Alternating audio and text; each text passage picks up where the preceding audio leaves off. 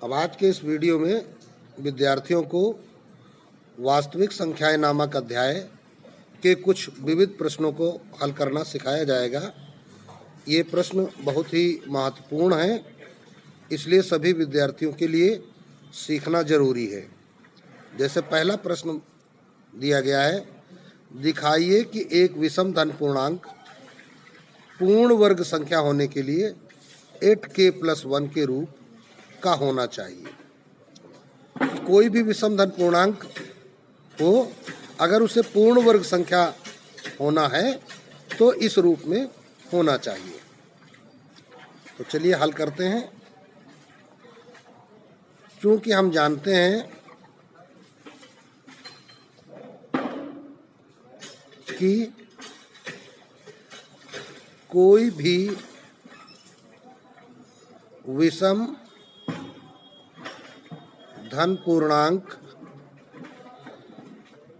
4k या 4m है ना +1 तथा 4m+3 के रूप का होता है। अब ये हमको कैसे पता है कि इस बात को जरा समझते हैं कि देखिए विषम संख्याएं होती क्या हैं। 1, 3, 5, 7, 9 ये विषम धन पूर्णांक होते हैं। तो अब कोई भी अगर विषम धन पूर्णांक हम ले लें, मान लो 5 हमने एक विषम धन पूर्णांक लिया, तो इसको हम क्या लिख सकते हैं, 4 एकम +1, ठीक है ना, इस प्रकार लिख सकते हैं। अगला क्या है, 7 है तो 4 एकम 4 +3, फिर 9 है तो 4 दूनी 8 +1, फिर 11 है तो 4 दूनी 8 +3। तो ये देखो क्या है 4, फिर m लिखा हुआ है, m क्या है, उसका गुणांक है, अर्थात हम कहते हैं कि भागफल है। इतनी बार बढ़ा जाएगा m बार। तो कहने का मतलब है कि 4 से भाग लगाने पर किसी भी विषम संख्या में 1 या 3 शेष बचता है, अन्य कुछ भी शेष नहीं बचेगा। तो अब हम करेंगे क्या, अतः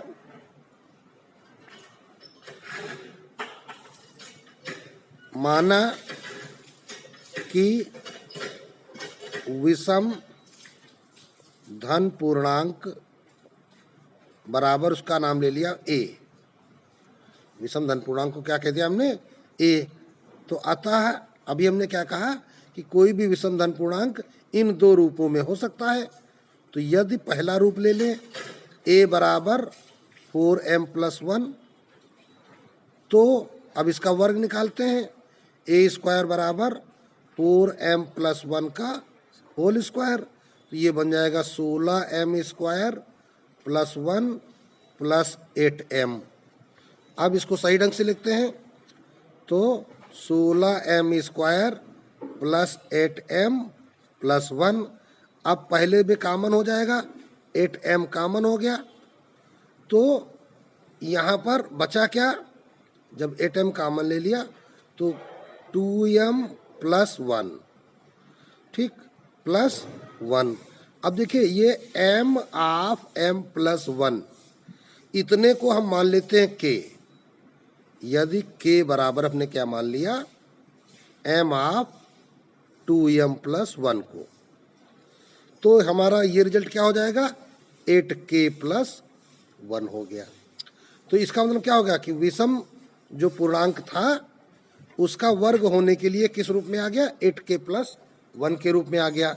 कब, जब a बराबर 4m+1 लिया गया था। तो एक अवस्था तो ये है और दूसरी अवस्था ये है। अब क्या करेंगे, पुनः यदि a बराबर हम ले लेते हैं 4m+3, तो इसका स्क्वायर करेंगे, a² बराबर 4m+3 का स्क्वायर, तो ये 16m² प्लस ये 9 और +4 × 12 दूनी 24m। आप सही ढंग से लिख लेते हैं, तो 16m² +24m प्लस इस 9 को तोड़ दीजिए 8+1 के रूप में। तो अब देखिए इतने में हमें कुछ कॉमन मिल गया। क्या कॉमन मिल गया? 8 कॉमन मिल गया। तो बचेगा क्या?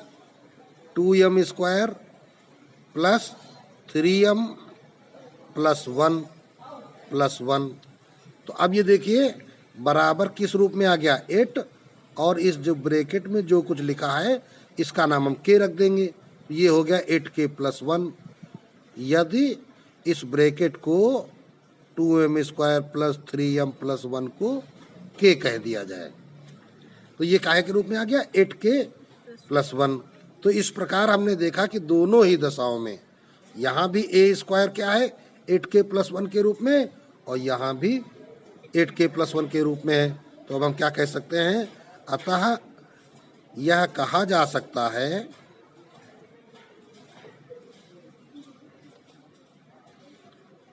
कि किसी धनात्मक विषम पूर्णांक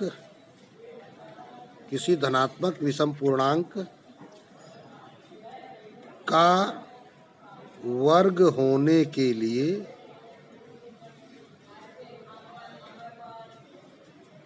उसे 8k प्लस 1 के रूप का होना चाहिए। ये आपका अब प्रश्न कंप्लीट हो गया है।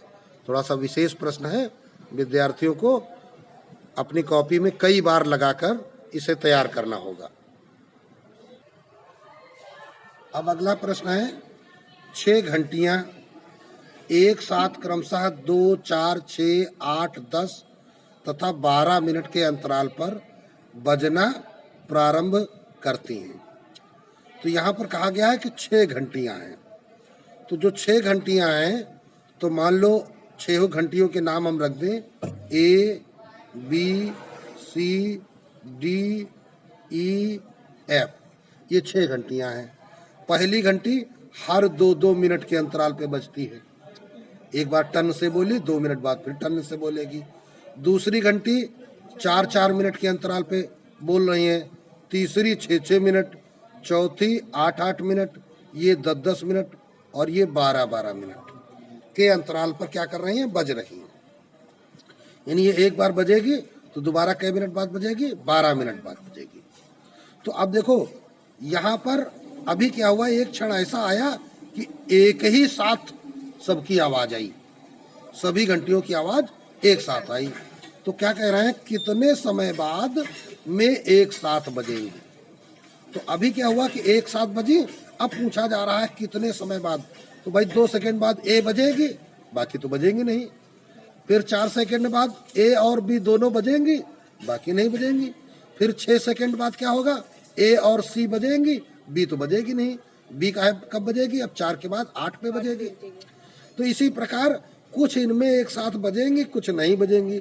लेकिन अब हमको बताना क्या है कि कितने समय में सब एक साथ बजेंगी, अर्थात वह कम से कम समय क्या है। तो लिखेंगे क्या? तो हल करेंगे। चूंकि 6 घंटियां क्रमशः 2, 4, 6, 8, 10 तथा 12 मिनट के अंतराल पर बजती हैं, अतः एक बार एक साथ बजने के बाद पुनः एक बार एक साथ बजने के लिए लगा कम से कम समय। तो कम से कम समय क्या कहते हैं? 2, 4, 6, 8, 10, 12 का लासा। तो इसके लिए हमको क्या करना पड़ेगा, इसका लासा निकालना पड़ेगा। तो अब लासा निकालने का तरीका तुमको बताया गया है। 2 4 6 8 10 12, ये रफ कार्य के लिए अलग यहाँ पे बना लीजिए। तो 2 1 कम 2, 2 दूनी 4, 2 3 6, 2 चौको 8, 2 पंचे 10, 2 छंग 12।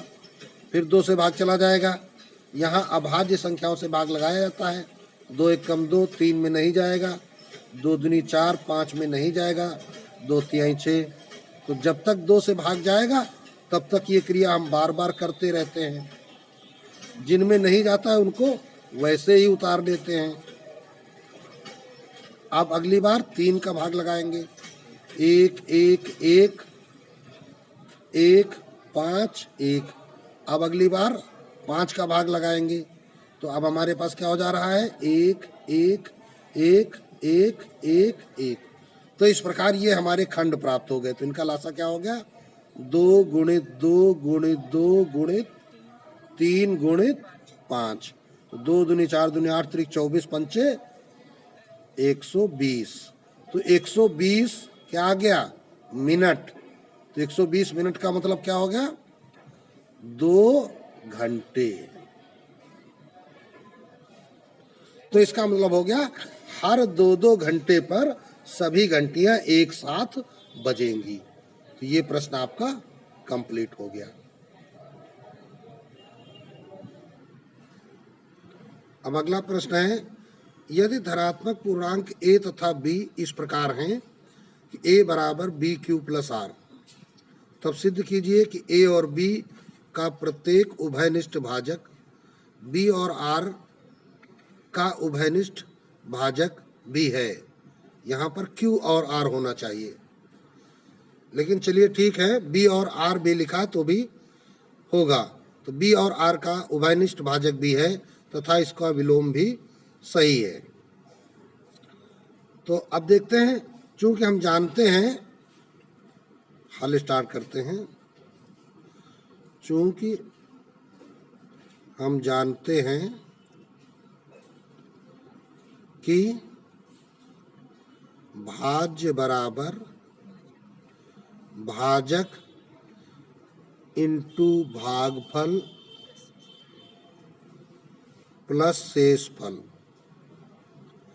ये सूत्र तो आप सरल रूप में पिछली कक्षाओं से ही पढ़ते चले आ रहे हैं। इसी सूत्र को अब यहाँ पर a बराबर बी क्यू प्लस आर के रूप में लिखा जाता है।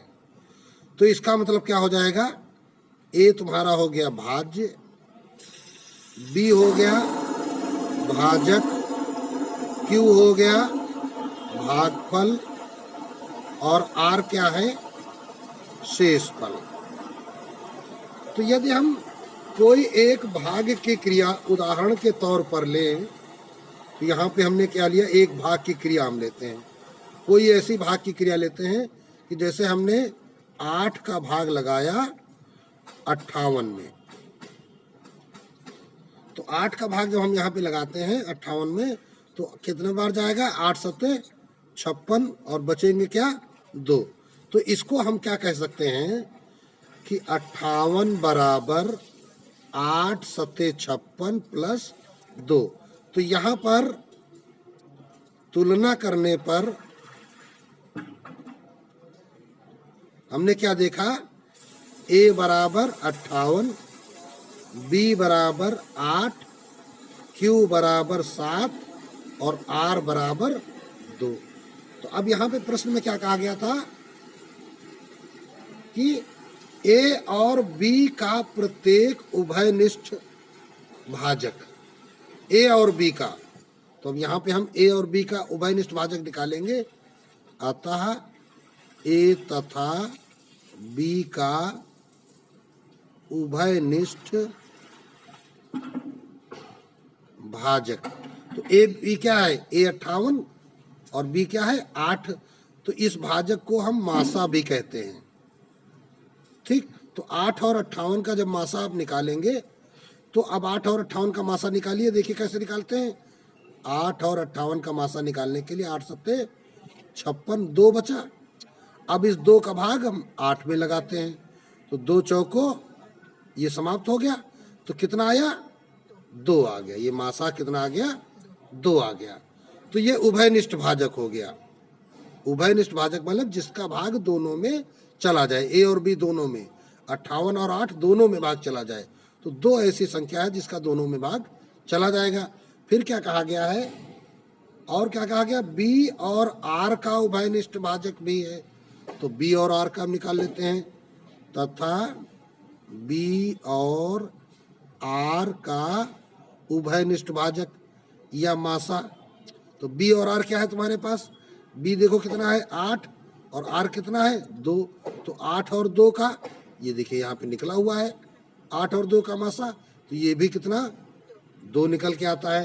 तो अतः हम कह सकते हैं कि ए तथा बी का उभयनिष्ठ भाजक बी तथा आर का भी उभयनिष्ठ भाजक है,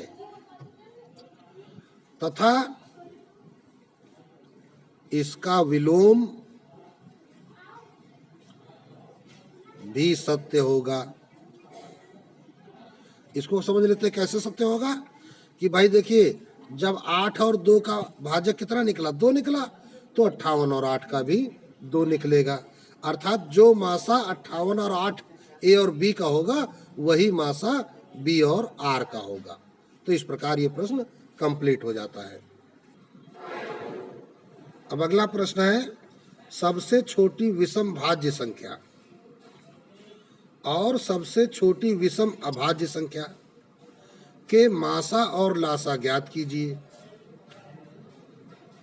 यदि एक विषम संख्या p q स्क्वायर को विभाजित करे, तो क्या यह q क्यूब को भी विभाजित करेगी? स्पष्ट कीजिए। 2 क्वेश्चन इसमें हैं, तो चलिए हल करते हैं। तो अब चूंकि विषम संख्याएं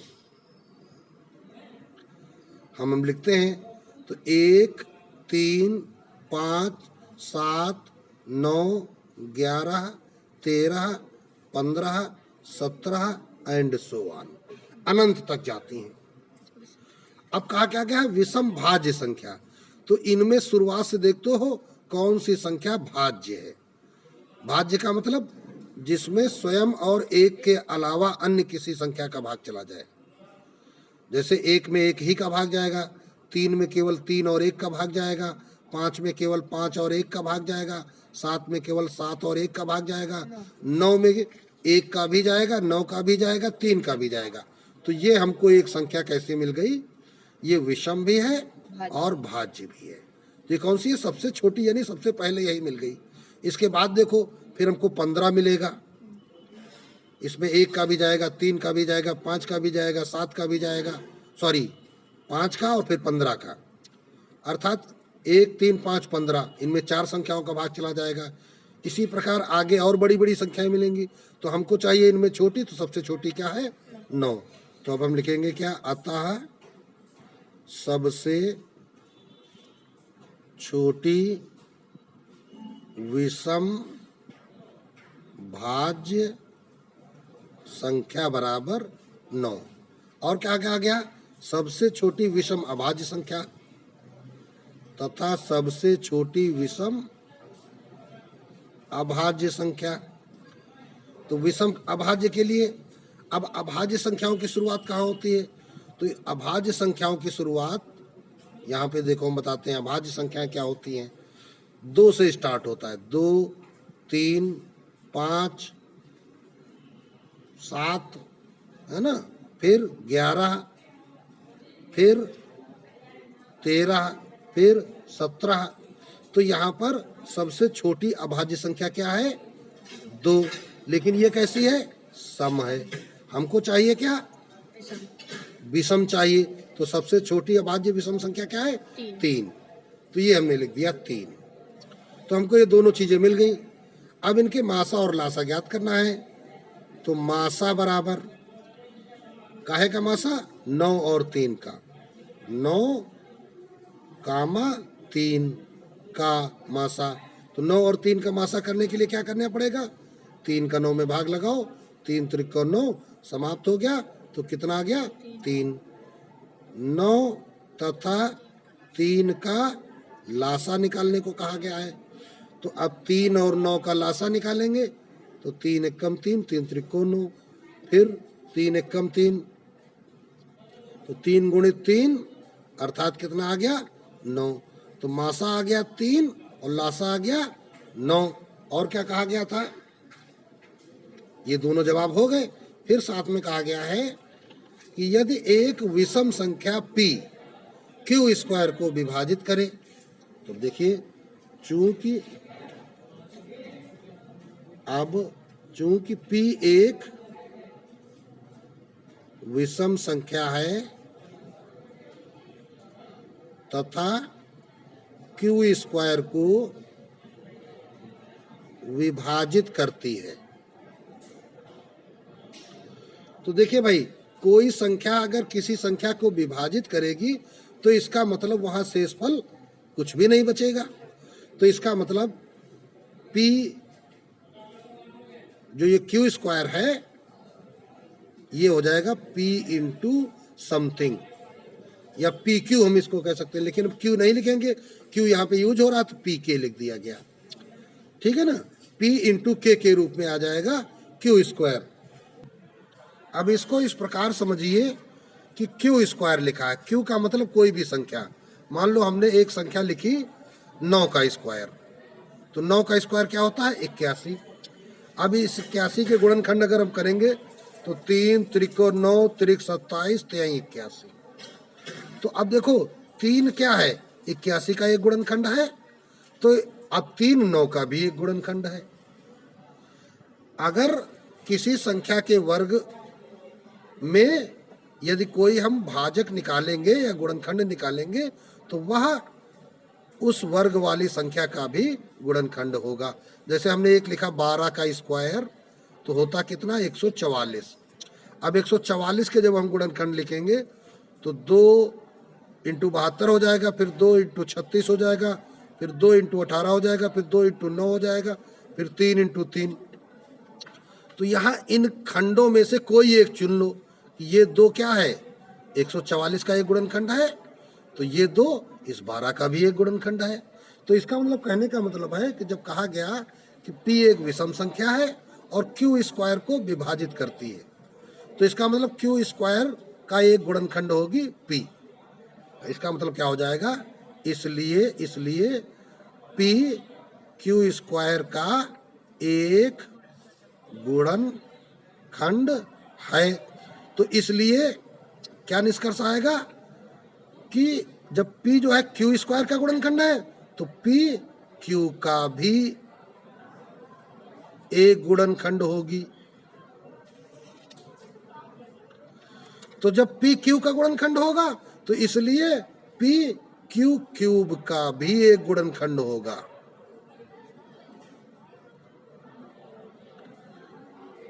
अतः क्यू क्यूब p से क्या हो जाएगा विभाजित होगा।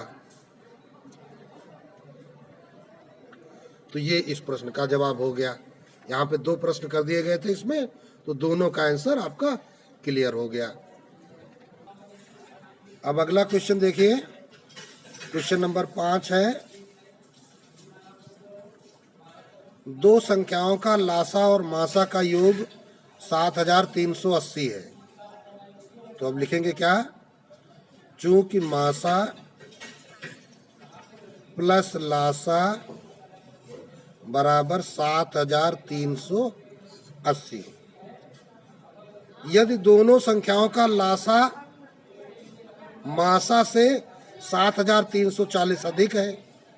दूसरी शर्त क्या कहा जा रहा है, यदि दोनों संख्याओं का लासा मासा से 7340 अधिक है, तथा क्या कहा जा रहा है, लासा मासा से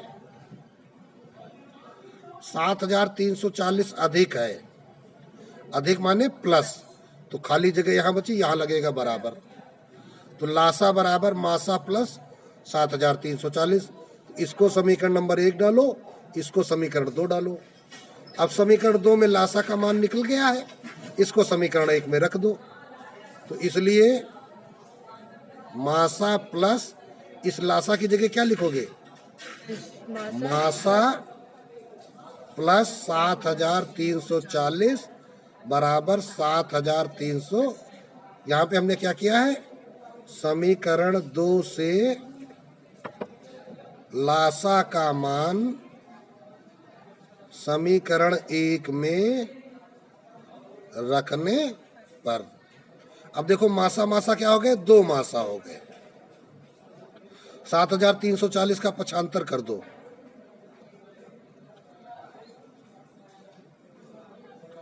तो 7380 से 340 चले गए, 40 बचे। 2 मासा बराबर, तो 1 मासा बराबर 2 का भाग चला जाएगा 20। तो अभी देखो मासा निकल आया कितना, 20। अब मासा का मान समीकरण 2 में, यह मान समीकरण 2 में रखने पर तो क्या हो जाएगा, लासा बराबर मासा प्लस 7340, तो 20 प्लस 7340 तो बराबर कितना हो गया, 7360। तो ये लासा निकल आया। अब देखो प्रश्न ने क्या कहा था, क्या कहा था, तो दोनों संख्याओं का गुणनफल ज्ञात कीजिए। तो अब देखिए एक सूत्र तुमको बताया गया है, चूंकि पहली संख्या गुणित दूसरी संख्या बराबर मासा गुणित लासा, तो पहली संख्या गुणित दूसरी संख्या का मतलब क्या हो गया, 2 संख्याओं का गुणनफल, 2 संख्याओं का गुणनफल। तो मासा कितना निकला था, 20 इंटू लासा कितना है, 7360।